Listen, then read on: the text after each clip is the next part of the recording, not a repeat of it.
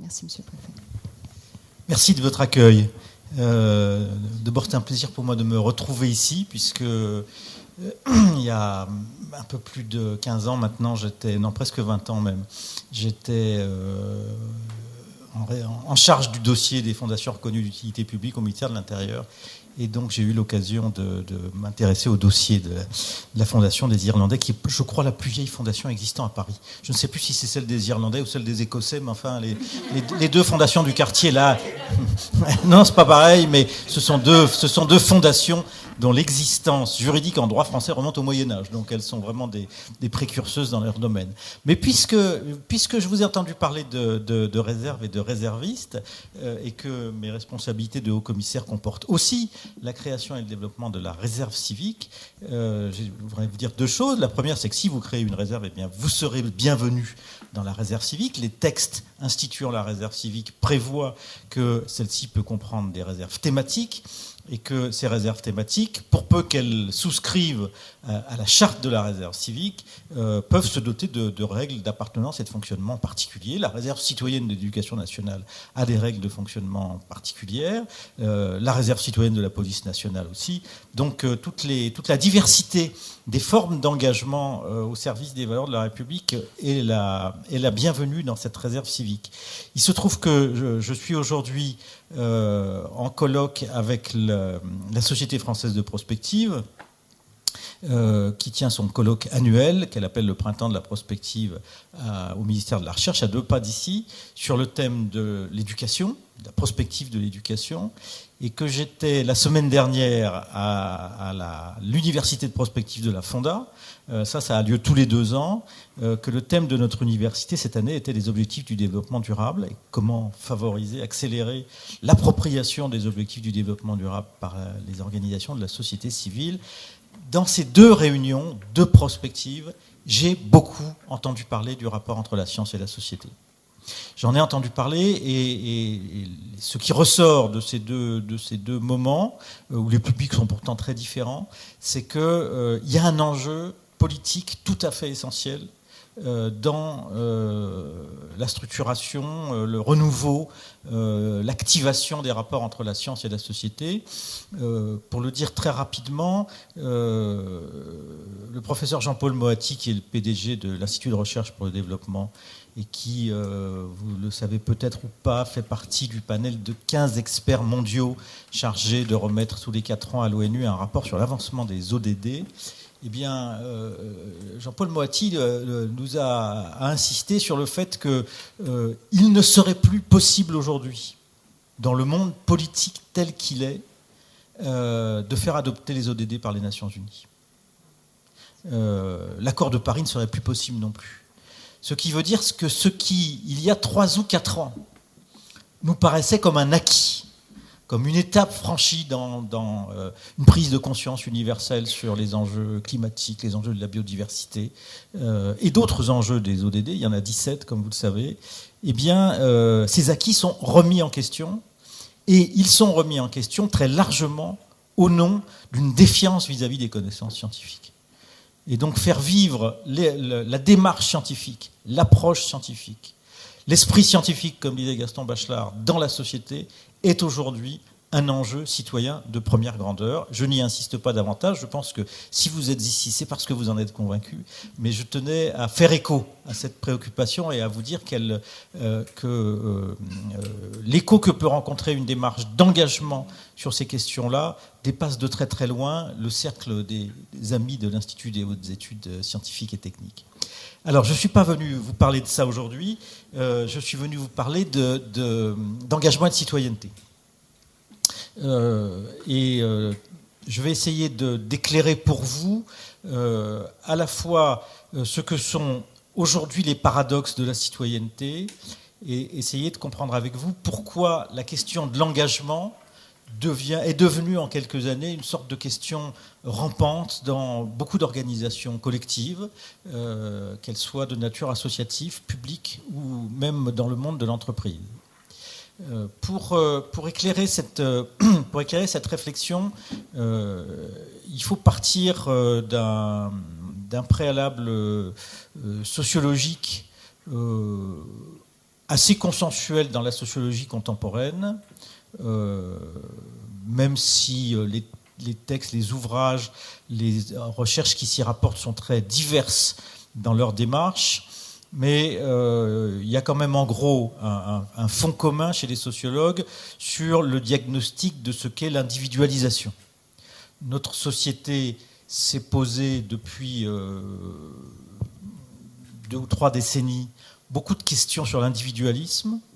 Je regardais hier soir sur Arte le documentaire historique sur mai 68 et d'une certaine manière on peut dater de mai 68 le surgissement sur la scène politique de la question de l'individualisme moderne.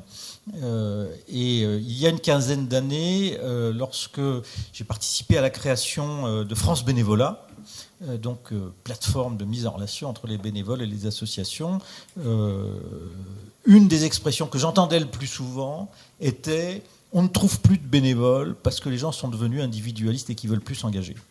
Donc il y a 15 ans, on en était là. On avait des institutions qui sentaient les individus leur échapper. C'était vrai d'un certain nombre d'institutions publiques, et d'ailleurs on avait supprimé, ou du moins suspendu le service militaire en 1996. C'était vrai donc du monde associatif qui avait le sentiment que sa ressource fondamentale, qui est l'engagement bénévole, était en train de lui couler entre les doigts. Ça n'était pas encore vrai de l'entreprise, mais ça l'est devenu quelques années plus tard.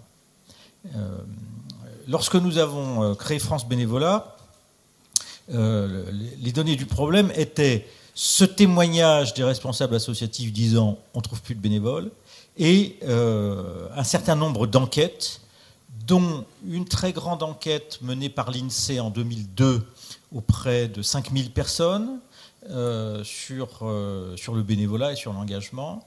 Et ces enquêtes nous montraient que les ressorts de l'engagement étaient extrêmement présents dans la société. C'est-à-dire que le bénévolat était valorisé, était considéré comme une valeur positive, et que le potentiel d'engagement dans la société est très élevé. Entre parenthèses, cette enquête de l'INSEE n'a jamais été reproduite à la même échelle depuis. À la Fonda, nous avons l'année dernière réuni les financements nécessaires pour pouvoir refaire une enquête de la même ampleur, avec en partie le même questionnaire, mais enfin pour pouvoir reposer les mêmes questions et faire du comparatif entre 2002 et 2017, plus un certain nombre de questions sur les phénomènes émergents du bénévolat et de l'engagement, et nous publierons les premiers résultats de cette enquête à l'automne prochain. Donc, devant ce paradoxe, le premier projet de France Bénévolat a été de dire c'est un problème d'inadéquation entre l'offre et la demande. Comme quoi il y a des schémas intellectuels qui s'appliquent de manière un peu aveugle un peu partout dans la société. Et donc on va créer une plateforme de mise en relation et on va ouvrir un peu partout des petites boutiques où les associations pourront dire ce dont elles ont besoin comme bénévoles et où les gens qui veulent s'engager pourront venir voir donc sur quelle cause ils peuvent s'engager. Ce schéma initial n'a pas tenu le coup très longtemps, parce que dans les quelques villes où on a effectivement ouvert des boutiques, les gens se sont tournés les pouces dans les boutiques toute la journée, n'ont vu passer personne. La réflexion menée pendant ce temps-là nous a très vite montré que le fond du problème n'était pas celui de la mise en relation. Le fond du problème, il était dans le décalage total qu'il y avait entre l'idée que se faisait du bénévole, les responsables associatifs, et l'envie qu'avaient les gens de s'engager dans les associations. Et donc s'est engagé à ce moment-là un long travail au sein des associations qui a mobiliser aussi quelques rares sociologues, car dans notre pays, il y a très peu de sociologues qui s'intéressent au phénomène associatif. Ça nous a permis de dégager un certain nombre d'idées qui sont venues rejoindre d'autres travaux de sociologues sur l'individu. Si je résume ces travaux, je dirais que la proposition essentielle est que la construction de l'identité des individus s'est profondément transformée. Il n'y a pas moins de liens entre l'individu et le collectif qu'il n'y en a eu dans d'autres sociétés. Le phénomène que nous vivons n'est pas un phénomène d'individualisme au sens où l'individu se mettrait à ressembler au portrait qu'en ont fait les économistes néoclassiques, c'est-à-dire un individu complètement autonome et exclusivement préoccupé de maximiser son utilité immédiate. L'individu se construit, comme toujours, dans ses relations avec le collectif. C'est la forme que prend le collectif qui a profondément changé. Et c'est le rythme, les modalités, les formes de relations entre l'individu et le collectif qui se sont profondément transformées. Alors, la forme que ça prend dans le monde associatif, elle est bien connue. Elle est que, auparavant, on recrutait les membres d'associations en leur proposant l'adhésion. Et puis, une fois qu'ils avaient adhéré, ils rentraient dans la mécanique institutionnelle de l'association, dans son langage, dans son code, dans ses symboles, dans ses valeurs, et puis ils y étaient progressivement intégrés, et cette intégration était censée avoir des effets durables. Et ce que constatent tous les responsables d'associations aujourd'hui, c'est qu'on peut toujours obtenir de l'engagement bénévole, mais sur des séquences beaucoup plus courtes. C'est-à-dire qu'on arrive à mobiliser des bénévoles sur un projet. Voyez par exemple le succès persistant du Téléthon. Il y a des milliers et des milliers de gens qui sont capables de se mobiliser sur une cause et sur une journée et de dépenser beaucoup d'énergie pour organiser des opérations du Téléthon, mais il est devenu beaucoup plus difficile d'intégrer les associations, les individus aux associations. Cette transformation de pratique, elle correspond donc à une mutation anthropologique qui est la façon dont les individus construisent leur identité. En gros, on a, pendant des siècles, construit son identité par son appartenance. Et c'est soit en héritant d'une appartenance, soit plus tard en construisant une appartenance qu'on a construit des identités sociales. On s'est identifié par son appartenance, et ce mécanisme de l'appartenance est en voie de disparition. Les individus ne se définissent plus par leur appartenance, ils se définissent par leur trajectoire, par leur parcours. Et là, j'utilise des mots qui sont les mots courants de tous ceux qui travaillent sur autrui, les éducateurs, les travailleurs sociaux, les soignants de tout poil. Vous entendrez aujourd'hui, dans la bouche de ces professionnels, deux mots absolument universels qui sont le parcours et l'accompagnement. Et ces deux mots sont véritablement le symptôme dans la langue de ce changement d'attitude. La dissolution des appartenances a mis probablement plus d'un siècle à se réaliser. Il y a une bonne partie de la littérature romanesque du XXe siècle qui se consacre au récit de la dissolution des appartenances. L'auteur littéraire le plus, à mon avis, le plus idéal typique de ce phénomène, c'est Simenon. Simenon est le romancier de l'individu, soit détaché de ses appartenances, soit en train de se détacher de ses appartenances, et de manière généralement assez tragique. Mais cette tragédie est véritablement le cœur de notre littérature et de notre cinéma. Alors, je vais essayer de donner quelques exemples concrets de ce phénomène, parce qu'il se manifeste véritablement à tous les niveaux. Je l'ai, moi, donc découvert, j'en ai pris conscience et je me suis mis à l'analyser à partir du phénomène associatif, comme je vous l'ai dit, mais on le trouve à tous les niveaux de la société. On le trouve évidemment s'exprimer dans la recomposition très profonde des structures familiales.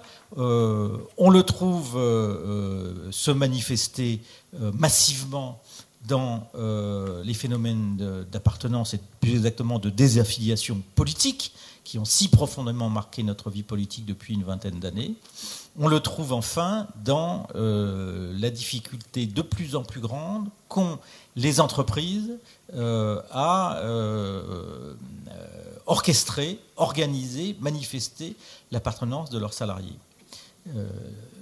Les individus que nous sommes aujourd'hui construisent leurs identités en conjuguant une multitude d'appartenances et en les conjuguant dans la durée. Ils se construisent une trajectoire. Lorsque la construction de cette trajectoire se heurte à trop d'obstacles, qu'elle se heurte à trop de difficultés. Ça produit les pathologies de la dépression que le sociologue et psychanalyste Alain Ehrenberg a décrit. C'est maintenant un classique de la littérature sociologique dans un livre paru il y a une vingtaine d'années qui s'appelle La fatigue d'être soi. La fatigue d'être soi, voilà. L'analyse d'Alain Ehrenberg étant de dire mais la société enjoint de plus en plus aux individus de construire une identité complète et autonome, et tous les individus ne parviennent pas à achever cette construction, et l'inachèvement de cette construction provoque des situations de souffrance. On a donc ce double phénomène d'institutions qui ne saisissent plus les individus, et d'individus qui ont de plus en plus de mal à construire, à définir, à énoncer leur place dans la société, car cette énonciation n'est plus l'énonciation de coordonnées fixes une bonne fois pour toutes. Je suis un ouvrier de la régie Renault, je suis un aristocrate de la haute société française, je suis un bourgeois catholique, je suis un médecin, je suis un ingénieur. Cette appartenance à des corps sociaux a cessé de définir les individus, et les individus revendiquent désormais de plus en plus leur capacité à des multi-appartenances. Ce phénomène se lit bien à travers les problèmes que rencontrent les recruteurs et les DRH des entreprises. Quand ils recrutent des jeunes diplômés, enfin des jeunes plus ou moins diplômés, en tout cas des jeunes, ils remarquent tous cette extrême difficulté à proposer à celui qu'ils recrutent une place dans leur entreprise. Les jeunes sont évidemment à la recherche d'un emploi, sont prêts à s'engager au sens à consacrer beaucoup de temps, beaucoup d'énergie, beaucoup de créativité au sein de l'entreprise à un projet, à une séquence de la vie d'entreprise pendant 1 an ou 2, et puis au bout d'1 an ou 2 ou 3, enfin au bout d'une période que les DRH trouvent courte, en tout cas, ils s'en vont. Ils s'en vont, et ajoutait il y a quelques semaines un intervenant dans une réunion de l'Association nationale des DRH, même un gros chèque ne permet pas de les retenir. Alors là, on parlait des diplômés de grandes écoles de commerce et d'ingénieurs, mais ce phénomène est tout à fait caractéristique.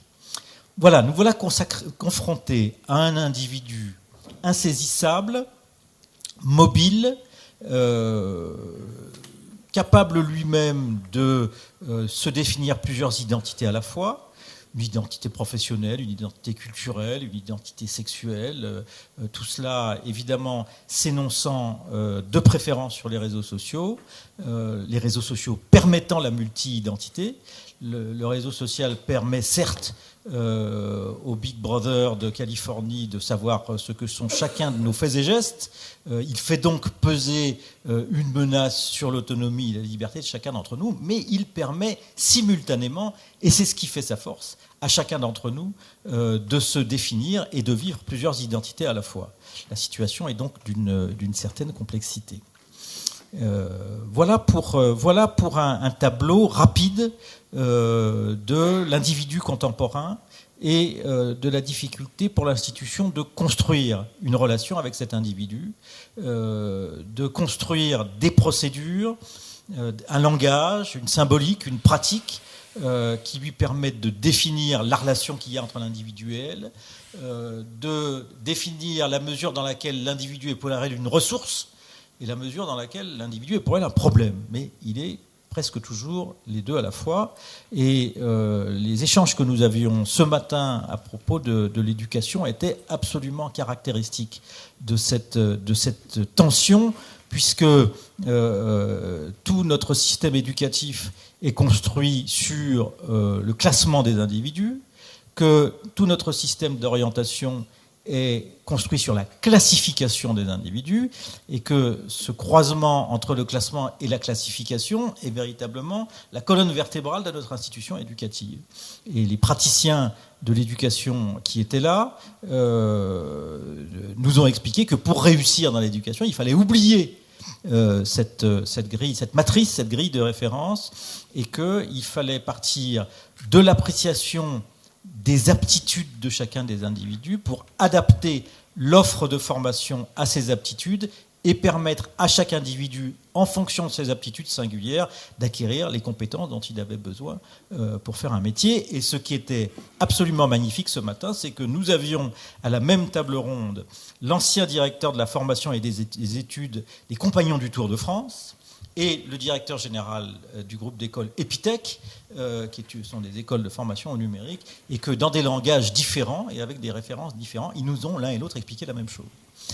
Sur précisément cette démarche consistant à partir des aptitudes de chacun et de construire le parcours pédagogique, l'attitude pédagogique à partir des aptitudes pour aller des compétences et non pas de partir du présupposé des compétences à acquérir pour ensuite faire rentrer les individus dans le moule. Si vous prenez aujourd'hui les difficultés auxquelles sont confrontées les politiques sociales, vous avez des difficultés du même genre. C'est-à-dire qu'on a construit depuis les débuts de l'État-providence, on a construit les politiques sociales sur la classification des individus. Leur classification et parfois leur classement. Leur classification, parce que les politiques sociales sont des politiques qui sont construites, je dirais, problème par problème, handicap par handicap, qu'il s'agisse d'un handicap physique ou d'un handicap social, pathologie par pathologie, et les politiques sociales ont aussi reposé sur une classification faisant en quelque sorte référence à la pyramide de Maslow, c'est-à-dire en considérant qu'il y avait des besoins élémentaires qu'il fallait satisfaire en premier et qu'on pouvait ensuite monter dans une échelle de besoins de plus en plus sophistiqués. Si certains d'entre vous ont eu l'occasion d'être en pratique confrontés à la mise en œuvre d'une politique sociale, j'ai pour ma part eu l'occasion, je ne suis pas du tout travailleur social, mais j'ai siégé en tant que sous-préfet dans les comités, les commissions d'insertion qui accompagnaient la mise en œuvre du RMI dans les années 90, eh bien, la première chose que j'ai comprise, que j'ai apprise en examinant les dossiers des bénéficiaires du RMI, c'est que plus on est pauvre, plus on a une vie compliquée. Et que lutter contre la pauvreté, c'est absolument le contraire de simplifier les choses et commencer par répondre à des besoins élémentaires pour ensuite répondre à des besoins de plus en plus sophistiqués.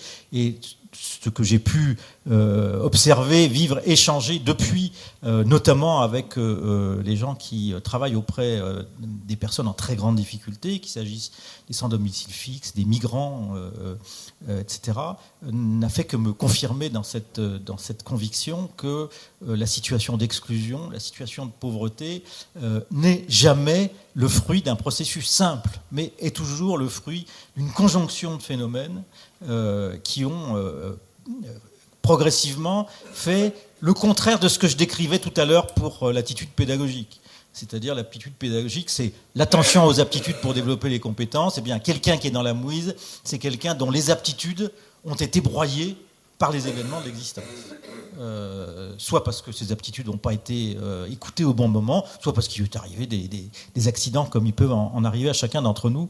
Mais en tout cas, les politiques sociales sont aujourd'hui confrontées à ce phénomène, ont pris conscience de ce phénomène et ont beaucoup de mal à le traiter. C'est-à-dire pour avoir une politique efficace à l'égard d'un individu, pour l'intégrer dans la société, en faire quelqu'un capable d'avoir un travail et d'être autonome, eh bien, on n'y parvient plus en classant cette personne dans des catégories de handicap, de problèmes, parce que ces catégories se conjuguent toujours de manière singulière pour un individu, et que donc les politiques sociales ne parviennent pas à les attraper. C'est d'ailleurs bien la raison pour laquelle le président de la République a pris un risque inconsidéré lorsque, au début de son mandat, il a déclaré qu'il y aurait plus un SDF dans la rue à la fin de l'année. C'est qu'il n'avait pas mesuré que pour sortir quelqu'un de la rue, c'est très, très, très difficile. Il ne suffit pas de lui dire il y a un endroit au sec au bout de la rue où tu peux aller te mettre. Ça ne marche pas. Cet individu, il n'est pas là par hasard. Il est là pour tout un tas de raisons, et c'est tout ce tas de raisons qu'il faut décrypter, comprendre, écouter, et auquel il faut se confronter ensuite pour essayer de lui redonner une situation de dignité et de confort minimum. Voilà pour ma première partie. Voilà de quoi sont faits les citoyens. Voilà de quoi sont faits les citoyens et les futurs citoyens. Et je voudrais maintenant appeler votre attention sur un paradoxe de la citoyenneté qui va se conjuguer avec cette première observation. Lorsque, aujourd'hui, nous échangeons entre nous sur la question de la citoyenneté, lorsque nous évoquons la citoyenneté, la condition de citoyen, l'idéal de la citoyenneté, lorsque nous utilisons l'adjectif citoyen. Citoyen est devenu un adjectif il n'y a pas très longtemps. Ça fait une petite vingtaine d'années que cet adjectif a progressivement envahi notre langue. Auparavant, c'était un substantif, mais ce n'était pas un adjectif. Donc, puisque nous utilisons tous ce mot, c'est qu'il y a bien un peu de sens commun que nous mettons derrière ce mot, et nous utilisons ce mot dans des occurrences, et pour parler de sujets tels que on peut, je crois, affirmer raisonnablement que la citoyenneté est pour nous la définition d'un processus et d'une situation d'inclusion. Si vous parlez de citoyen, de citoyenneté, de démarche citoyenne, c'est que vous avez en tête l'idéal ou le modèle d'une société inclusive. Et l'une des valeurs que nous avons entre nous, c'est que le principe même de la vie en société, de l'organisation en société, et le but qu'on peut fixer aux institutions, c'est de n'exclure personne. C'est de ne laisser personne au bord de la route. Tout ça sont des expressions archi-courantes.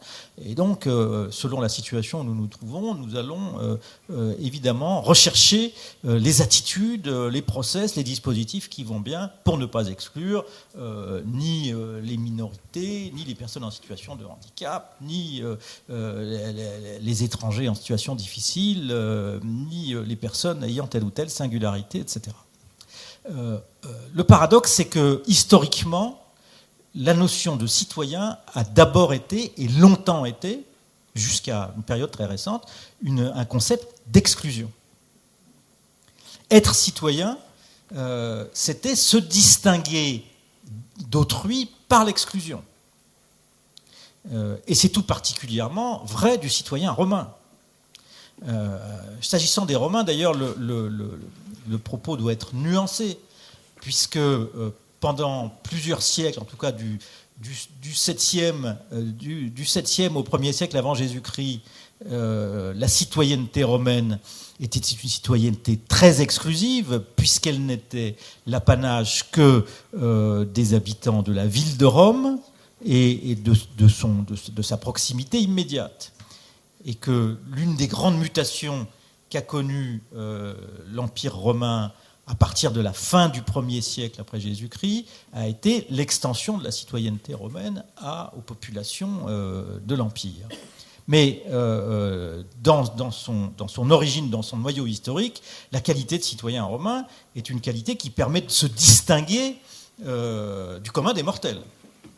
Et en particulier, chez Cicéron, ça se lit en toutes lettres, le Romain confronté à des difficultés et à des menaces et à des violences sur une terre plus ou moins éloignée, commence par se prévaloir de sa qualité de citoyen romain, parce que celle-ci, théoriquement, le protège d'un certain nombre d'ennuis, de préjudices, et en particulier lui permet de garder la vie sauve en toutes circonstances.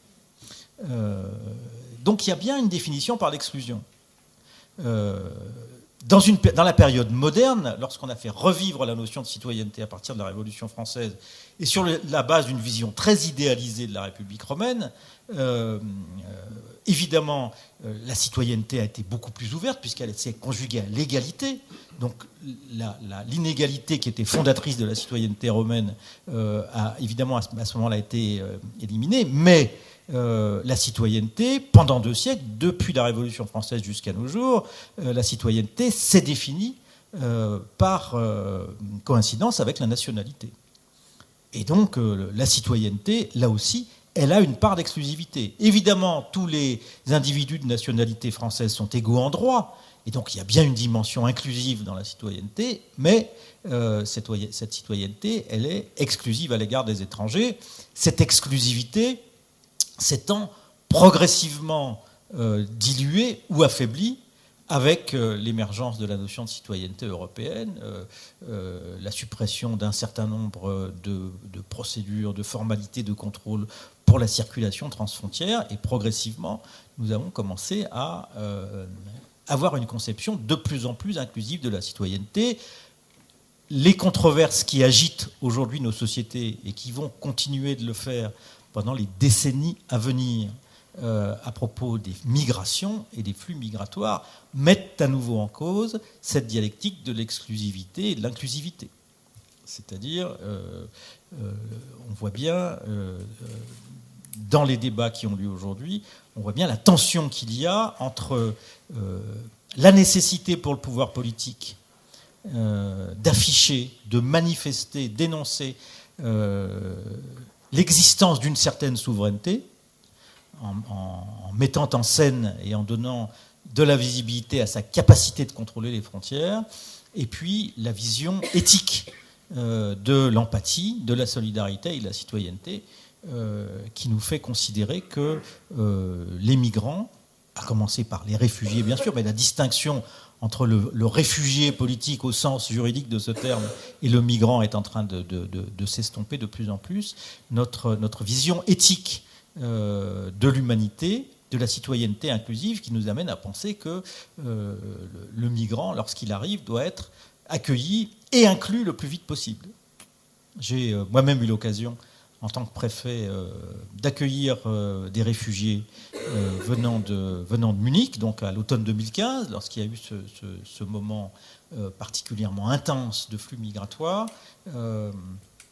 Et j'ai été le témoin, l'acteur et le témoin de ce phénomène tout à fait curieux, qui était de voir les élus, un certain nombre d'élus politiques, se raidir contre l'accueil des réfugiés, pas tant par conviction personnelle que, en tout cas pour la majorité d'entre eux, que par anticipation de ce que serait la réaction de leurs administrés, concitoyens et électeurs devant cet accueil des étrangers, et de l'autre, de voir toutes les personnes, quel que soit leur background idéologique, politique, religieux, social, etc., personnellement confrontées à la personne des réfugiés, accueillir, incapables de faire autre chose que d'accueillir. Alors, il faut vraiment aller chercher des abrutis très très en marge de la société pour trouver les gens qui, par exemple, ont été tirés des coups de fusil contre un centre de... C'était pas dans mon département, c'était dans le Loire-Atlantique, ou dans le Morbihan, je ne sais plus. En tout cas, des gens qui ont été tirés des coups de fusil contre un centre de vacances qui accueillait des réfugiés. Mais ça, c'était sporadique. Mais on était bien là devant cette contradiction, et on continue de la vivre. C'est-à-dire que le gouvernement continue d'essayer de construire une dialectique un peu difficile entre son discours de l'accueil, dont il sent bien qu'il répond à une nécessité éthique, un impératif moral, et puis la nécessité où il est tout simplement, pour pouvoir manifester qu'il continue à être en maîtrise des événements, à avoir un contrôle sur les événements, de dire mais bon, il y en a qui rentrent et puis il y en a qui ne rentrent pas. Et ceux qui ne rentrent pas, on les fera ressortir. Mais ce discours sur je vais améliorer l'efficacité de la reconduite à la frontière et pour ça je vais allonger la durée de la rétention et puis modifier tel ou tel paragraphe du texte, etc. Ce discours, ça fait 35 ans que je suis dans l'administration, dont 25 au ministère de l'Intérieur, je l'ai déjà entendu au moins 4 ou 5 fois. Hein, c'est-à-dire que la gesticulation est toujours la même. Je dis ça sans ironie. Je pense que le politique ne peut pas dire autre chose. Je pense qu'il est sous une très forte contrainte là. Mais je sais d'expérience que le résultat ne sera pas à la hauteur de la gesticulation. Donc on est là en plein cœur de ce moment d'hésitation, de bascule, d'ambivalence dans ce que nous entendons par citoyenneté. Nous sommes pris là. On est vraiment au-dessus du vide. On ne sait plus. On ne sait plus si nous devons être des citoyens comme autrefois, entre nous, avec une identité commune définie par des frontières, un statut, une hérédité, enfin, toutes les composantes sont sur la table, et puis la citoyenneté au sens éthique que nous partageons de fait. Nous ne pouvons pas nous empêcher de partager cette vision éthique d'une citoyenneté commune à l'humanité. Et nous en sommes à ce moment-là, et ça nous met dans une situation extrêmement, extrêmement inconfortable. Alors, dans cet inconfort, il y a des gens qui cherchent le confort dans l'hémiplégie, hein, c'est-à-dire que vous avez ceux qui considèrent qu'il faut exclure l'étranger, donc ceux qui construisent des murs, et vous savez que c'est un mouvement qui est extrêmement vivace aujourd'hui sur la planète, et puis vous avez ceux, de l'autre côté, qui se réfugient dans un certain confort moral, en s'en tenant aux valeurs éthiques de l'accueil et de l'universalité, et sans s'interroger sur les conditions réelles dans lesquelles cela peut être exercé. Alors, pardon, il me reste 1 minute. Puisque j'ai posé l'ensemble des éléments de mon raisonnement, je ne vais pas avoir beaucoup de mal à conclure précisément, parce que ce sont ces 2 éléments de réflexion qui me permettent de dire ce qu'est aujourd'hui la logique de l'engagement. L'engagement est le nom que nous donnons à la relation existante ou à construire entre l'individu et le collectif. Puisque nous continuons à avoir besoin de collectifs pour exister ensemble, et puisque même nous partageons l'obligation éthique de construire du vivre ensemble, et que pour construire du vivre ensemble, nous ne pouvons plus compter sur l'appartenance des individus à la communauté, eh bien nous appelons engagement l'ensemble des gestes, des pratiques, des symboles, des attitudes qui permettent à l'individu d'appartenir à la collectivité. Et le mot engagement est pour nous un mot par lequel nous recherchons quelque chose. Aujourd'hui, le mot engagement est invoqué par des gens qui sont à la recherche de cette relation entre l'individu et l'institution qu'il représente. Alors, la communauté qui a la plus ancienne expérience en la matière, c'est la communauté du monde associatif, puisque, je vous l'ai dit, il y a au moins 15 ans, si ce n'est plus, qu'elle a commencé à se poser des questions pratiques de comment on fait pour faire vivre l'engagement bénévole. La notion s'est progressivement élargie au monde de l'entreprise, d'abord, qui déjà depuis une petite dizaine d'années s'interroge sur comment je fais pour retrouver, revitaliser l'engagement des salariés dans l'entreprise, et qui, à travers ces questions, a remis en cause bien des outils et des modes de management qui ont dominé l'entreprise depuis une trentaine d'années. Et puis, en 2015, en tout cas dans notre pays, c'est le monde politique qui, à son tour, a mesuré l'importance, la force et la nécessité de l'engagement. Après les attentats de Charlie et de l'hypercacher, le monde politique a été saisi de stupeur devant la mobilisation populaire du 11 janvier 2015. Le président de la République, à ce moment-là, a décrété, non pas la mobilisation générale, mais l'engagement universel. Il a donc à la fois souhaité l'extension du service civique à l'universalité, on pourra revenir sur ce qu'on peut entendre par là. Il a souhaité que nous développions des outils permettant de faciliter, d'encourager, de reconnaître l'engagement des citoyens.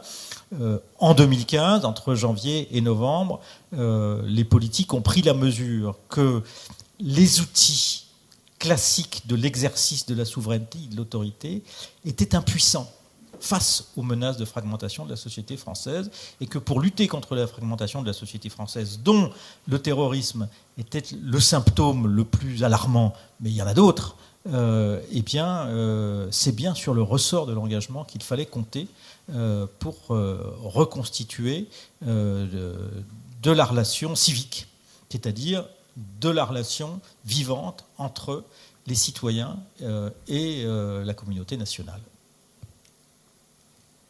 5 minutes, je le fais.